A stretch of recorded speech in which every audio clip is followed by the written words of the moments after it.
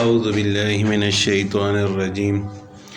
بسم اللہ الرحمن الرحیم ان اللہ وملائکتہ یصلون علی النبی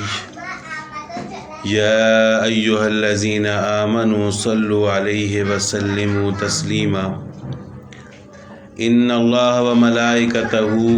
بے شک اللہ تعالیٰ اور اس کے فرشتے یصلون علی النبی رحمت بھیجتے ہیں رسول صلی اللہ علیہ وسلم پر۔ اے ایمان والو صلو علیہ وسلم تسلیما، تم بھی رحمت بھیجو اس پر اور سلام بھیجو سلام کہہ کر۔ اس سے پہلے وہ آیات تھیں جس میں اللہ تعالیٰ نے آپ صلی اللہ علیہ وسلم کو تکلیف دینے سے منع فرمایا، اور اسی طرح پردے کے احکام اور ازواج مطہرات کو جن چیزوں سے تکلیف ہوتی تھی آپ صلی اللہ علیہ وسلم کے گھر آنے جانے کے احکام کو بیان فرمایا۔ تو یہاں سے اللہ تعالیٰ مسلمانوں کو یہ حکم دینا چاہتے ہیں کہ رسول اللہ صلی اللہ علیہ وسلم پر صلاۃ و سلام بھیجا کریں، مگر اللہ تعالیٰ نے براہ راست ایمان والوں کو حکم نہیں دیا، بلکہ اس کی تعبیر اس طرح فرمائی کہ پہلے حق تعالیٰ نے خود اپنا اور اپنے فرشتوں کا رسول اللہ صلی اللہ علیہ وسلم کے لیے عمل صلاۃ کا ذکر فرمایا، اس کے بعد عام مومنین کو اس کا حکم دیا، جس میں آپ صلی اللہ علیہ وسلم کی شرف اور عظمت کو اتنا بلند فرمایا کہ رسول اللہ صلی اللہ علیہ وسلم کی شان میں جس کام کا حکم مسلمانوں کو دیا جاتا ہے وہ کام ایسا ہے کہ خود حق تعالیٰ اور اس کے فرشتے بھی وہ کام کرتے ہیں۔ تو عام مومنین جن پر رسول اللہ صلی اللہ علیہ وسلم کے بے شمار احسانات ہیں ان کو تو اس عمل کا بڑا اہتمام کرنا چاہیے۔ اور ایک فائدہ یہ بھی ہے اللہ تعالیٰ کا اپنا ذکر اور فرشتوں کا ذکر کرنے میں کہ اس سے درود و سلام بھیجنے والے مسلمانوں کی ایک بہت بڑی فضیلت یہ ثابت ہوئی کہ اللہ تعالیٰ نے ان کو اس کام میں شریک فرما لیا، جو کام حق تعالیٰ خود بھی کرتے ہیں اور اس کے فرشتے بھی۔ تو یہاں پر آیا ہے لفظ صلاۃ۔ عربی زبان میں لفظ صلاۃ کے چند معنی ہیں: رحمت، دعا، مدح و ثنا۔ آیت مذکورہ میں اللہ تعالیٰ کی طرف جو نسبت صلاۃ کی ہے اس سے مراد رحمت، نزول رحمت ہے، یعنی ان اللہ و ملائکتہ یصلون علی النبی۔ اللہ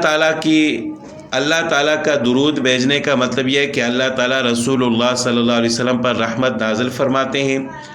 وملائکتہ، اور فرشتوں کے درود بھیجنے کا مطلب یہ ہے کہ فرشتوں کی طرف سے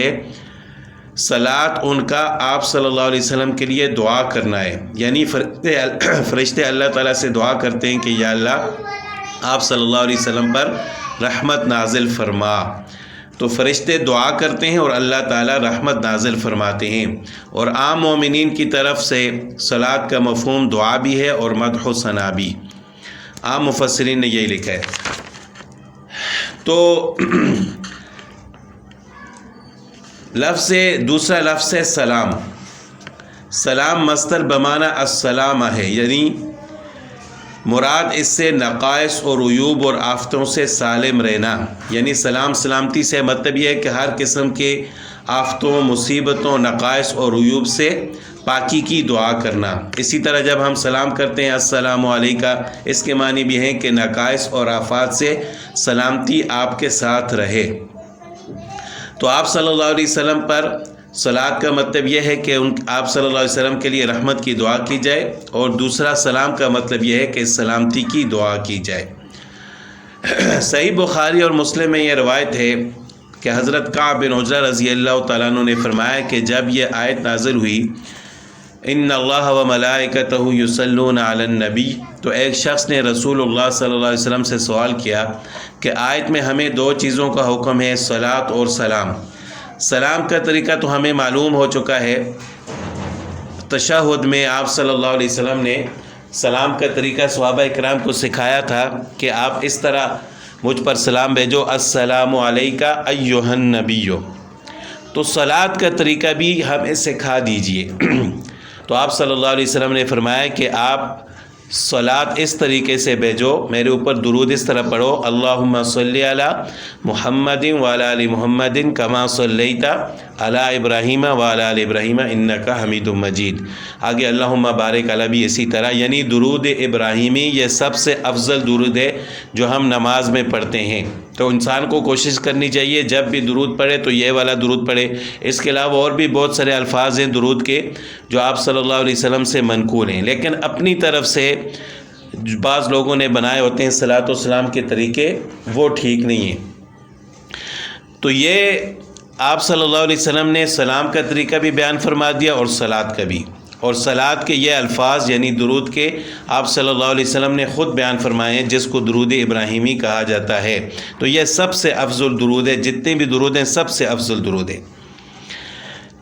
تو اسی لیے نماز میں عام طور پر انہی الفاظ کے ساتھ صلاۃ کو اختیار کیا گیا ہے، مگر یہ کوئی ایسی تعین نہیں ہے کہ جس میں تبدیلی منع ہو، کیونکہ خود رسول اللہ صلی اللہ علیہ وسلم سے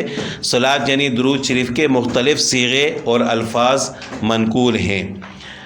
اب مسئلہ یہ ہے کہ قاعدہ نماز میں تو قیامت تک الفاظ صلاۃ و سلام اسی طرح کہنا مسنون ہے جس طرح اوپر منقول ہے، یعنی آپ صلی اللہ علیہ وسلم سے جو الفاظ منقول ہیں اللہم صلی علی، نماز میں تشہد کے بعد درود شریف جو پڑھا جاتا ہے یہی پڑھنا مسنون ہے، اس کے علاوہ دوسرے الفاظ نہیں اختیار کر سکتے۔ باقی زندگی میں ایک دفعہ درود شریف پڑھنا فرض ہے، کیونکہ اللہ تعالیٰ کا حکم ہے کہ صلو علیہ وسلموا تسلیما، اور اس کے علاوہ جب کبھی رسول اللہ صلی اللہ علیہ وسلم کا نام مبارک آئے یا کوئی درود شریف پڑھے تو سننے والوں پر درود شریف پڑھنا واجب ہو جاتا ہے، کیونکہ حدیث میں آپ صلی اللہ علیہ وسلم کے ذکر مبارک کے وقت درود شریف نہ پڑھنے پر وعید آئی ہے۔ جامع ترمذی میں ہے کہ رسول اللہ صلی اللہ علیہ وسلم نے فرمایا رغم انف رجل ذکرت عندہ فلم یصلی علیہ، ذکرت عندہ فلم یصلی علیہ، یعنی ذلیل ہو وہ آدمی جس کے سامنے میرا ذکر آئے اور وہ مجھ پر درود نہ بھیجے۔ اسی طرح ایک حدیث میں آپ صلی اللہ علیہ وسلم نے فرمایا البخیل من ذکرت عندہ فلم یصلی علیہ، یعنی بخیل ہے وہ شخص جس کے سامنے میرا ذکر آئے اور وہ مجھ پر درود نہ بھیجے۔ ہاں یہ ہے کہ ایک مجلس میں آپ صلی اللہ علیہ وسلم کا ذکر مبارک بار بار آئے تو صرف ایک مرتبہ درود پڑھنے سے واجب ادا ہو جاتا ہے، لیکن مستحب یہی ہے کہ جتنی بار ذکر مبارک خود کرے یا کسی سے سنے ہر مرتبہ درود شریف پڑھے۔ حضرات محدثین سے زیادہ کون آپ صلی اللہ علیہ وسلم کا ذکر کر سکتا ہے کہ ان کا ہر وقت مشغلہ حدیث رسول ہے، جس میں ہر وقت بار بار آپ صلی اللہ علیہ وسلم کا ذکر آتا ہے، لیکن تمام ائمہ حدیث کا دستور یہی رہا کہ ہر مرتبہ درود و سلام پڑھتے اور لکھتے تھے، کیونکہ درود شریف پڑھنا ایک مستقل عبادت ہے۔ اور اسی طرح جس طرح زبان سے ذکر مبارک کے وقت زبانی صلاۃ و سلام پڑھنا واجب ہے، اسی طرح قلم سے لکھتے وقت بھی صلاۃ و سلام کا لکھنا واجب ہے۔ عام طور پر لکھتے وقت لوگ کوتاہی کرتے ہیں، وہ صل عام لکھ دیتے ہیں یا صرف صاد لکھ دیتے ہیں، تو یہ بھی بخل ہے۔ جس طرح آپ صلی اللہ علیہ وسلم نے فرمایا کہ البخیل من ذکرت عندہ فلم یصلی علیہ، کہ جس کے سامنے میرا ذکر ہے وہ مجھ پر درود نہ بھیجے تو وہ شخص بخیل ہے۔ تو باقی ہم اتنے الفاظ لکھتے ہیں لیکن درود شریف لکھتے وقت ہمارے پاس وقت نہیں ہوتا، تو پورا درود شریف لکھنا چاہیے۔ جس طرح ہم زبان سے پورا درود شریف پڑھتے ہیں تو اس طرح لکھتے وقت بھی پورا درود شریف لکھنا چاہیے، صرف صاد یا صل عام نہیں لکھنا چاہیے۔ اور ایک مسئلہ یہ ہے کہ ذکر مبارک کے وقت افضل و اعلیٰ اور مستحب تو یہی ہے کہ صلاۃ و سلام دونوں پڑھے جائیں اور لکھے جائیں، لیکن اگر کوئی شخص ان میں سے کسی ایک پر بھی اکتفا کر لے تو تب بھی درست ہے۔ اور لفظ صلاۃ اور سلام یہ انبیاء علیہ الصلاۃ والسلام کے سوا کسی کے لیے استعمال کرنا جمہور علماء کے نزدیک جائز نہیں ہے۔ امام بیہقی رحمۃ اللہ علیہ نے اپنے سنن میں حضرت عبداللہ بن عباس رضی اللہ تعالیٰ عنہما کا یہ فتویٰ نقل کیا ہے کہ لا یصلی علی احد الا علی النبی صلی اللہ علیہ وسلم، کہ لفظ صلاۃ کا ذکر صرف نبی صلی اللہ علیہ وسلم کے لیے کیا جائے، لیکن یدعى للمسلمین والمسلمات بالاستغفار، لیکن مسلمان مرد و عورتوں کے لیے استغفار کیا جا سکتا ہے۔ تو لفظ صلاۃ اور سلام صرف انبیاء علیہ الصلاۃ والسلام کے لیے ہے۔ ہاں طبعاً یعنی ان کا ذکر آئے اور ان کے ساتھ صحابہ اہل بیت کا ذکر آئے تو پھر طبعاً ان کے ساتھ بھی صلاۃ کا لفظ استعمال کر سکتے ہیں، جس طرح ہم عام طور پر دعا میں کرتے ہیں کہ صلی اللہ تعالی علی خیر خلقہ وآلہ واصحابہ اجمعین۔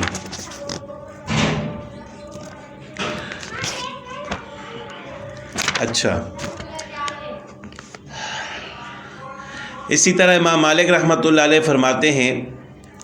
کہ صلاۃ و تسلیم یعنی صلاۃ و اسلام نبی کریم صلی اللہ علیہ وسلم اور دوسرے انبیاء کے لیے مخصوص ہے، غیر نبی کے لیے جائز نہیں ہے۔ اسی وجہ سے ہم صحابہ کرام یا اہل بیت کا ذکر جب آتے ہیں تو رضی اللہ تعالیٰ عنہم و رضوا عنہ کہتے ہیں، اور قرآن کریم میں بھی حضرات صحابہ کے متعلق آیا ہے کہ رضی اللہ عنہم و رضوا عنہ۔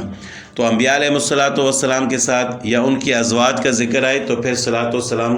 کا لفظ استعمال کرنا چاہیے، صحابہ کرام اہل بیت کا ذکر آئے تو پھر رضی اللہ تعالیٰ عنہ و رضوا عنہ کا ذکر کرنا چاہیے۔ اس کے علاوہ جو شخص جتنا بھی زیادہ درود شریف پڑھے گا اس کو اتنا ہی زیادہ فائدہ ہوگا، اور درود شریف کے بہت سارے فوائد ہیں۔ رزق میں کثرت بھی ہوتی ہے، انسان کے گناہ بھی معاف ہوتے ہیں، اور اسی طرح کئی مصیبتوں اور پریشانیوں سے اللہ تعالیٰ اس شخص کو محفوظ فرماتے ہیں جو کثرت سے درود شریف پڑھتا ہے۔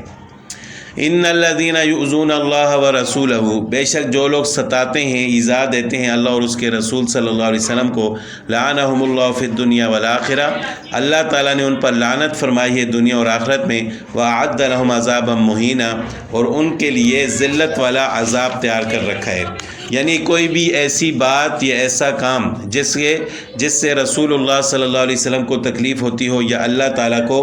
ایسا کام کرنا حرام ہے، اور اللہ تعالیٰ نے ایسے لوگوں پر لعنت فرمائی ہے۔ ایک حدیث میں حضرت عبد الرحمن بن مغفل موزنی رضی اللہ تعالیٰ عنہ سے روایت فرماتے ہیں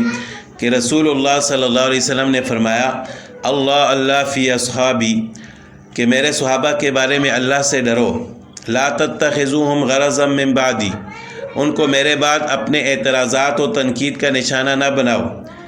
فمن احبہم فبحبی احبہم، کیونکہ ان سے جس نے محبت کی میری محبت کی وجہ سے، ومن ابغضہم فببغضی ابغضہم، اور جس نے بغض رکھا ان سے اس نے میرے بغض کی وجہ سے بغض رکھا، ومن آذاہم فقد آذانی، جس نے ان کو ایذا پہنچائی اس نے مجھے ایذا دی، ومن آذانی فقد آذ اللہ، اور جس نے مجھے ایذا دی اس نے اللہ کو ایذا دی، ومن آذ اللہ یوشک ان یاخذہ، اور جس نے اللہ کو ایذا دی تو قریب ہے کہ اللہ تعالیٰ اس کی گرفت فرمائیں گے۔ یعنی صحابہ کرام کو تکلیف دینا بھی گویا کہ رسول اللہ صلی اللہ علیہ وسلم کو تکلیف دینا ہے، اور رسول اللہ صلی اللہ علیہ وسلم کو تکلیف دینا گویا کہ اللہ تعالیٰ کو تکلیف دینے کے مترادف ہے۔ تو انسان ایسے کاموں سے اپنے آپ کو بچائے۔ والذین یؤذون المؤمنین والمؤمنات، اور جو لوگ تہمت لگاتے ہیں مسلمان مردوں اور عورتوں پر، بغیر مکتسبوا، بغیر ان کے گناہ کرنے کے، فقد احتملوا بہتانا و اسما مبینا، تو انہوں نے بوجھ اور جھوٹ کا ایک صریح گناہ اٹھا لیا۔ یعنی انہوں نے جھوٹ کا، بہتان کا گناہ بھی اور ایک صریح گناہ اپنے سر پر اٹھا لیا۔ تو بہتان درازی اور کسی پر تہمت لگانا یہ بھی ایک کبیرہ گناہ ہے۔ تو اللہ تعالیٰ نے فرمایا کہ جو لوگ ایسا کرتے ہیں کہ یعنی کسی شخص نے گناہ کیا ہی نہیں ہے اس پر تہمت لگاتے ہیں، اس پر بہتان لگاتے ہیں، تو یہ بھی دوسرے مومنین کو ایذا اور تکلیف دینے کے مترادف ہے۔ تو ایسا جو شخص کرے گا فقد احتملوا بہتانا و اسما مبینا، تو اس نے صریح گناہ اور بہتان کا بوجھ اٹھا لیا۔ تو ایسے شخص کو چاہیے کہ وہ استغفار کرے، اور ایسے بہتان لگانے والے کو سزا بھی دی جائے، یعنی اسلامی حکومت کو چاہیے کہ ایسے شخص کو سزا دے تاکہ وہ آئندہ ایسے کاموں سے اپنے آپ کو بچائے۔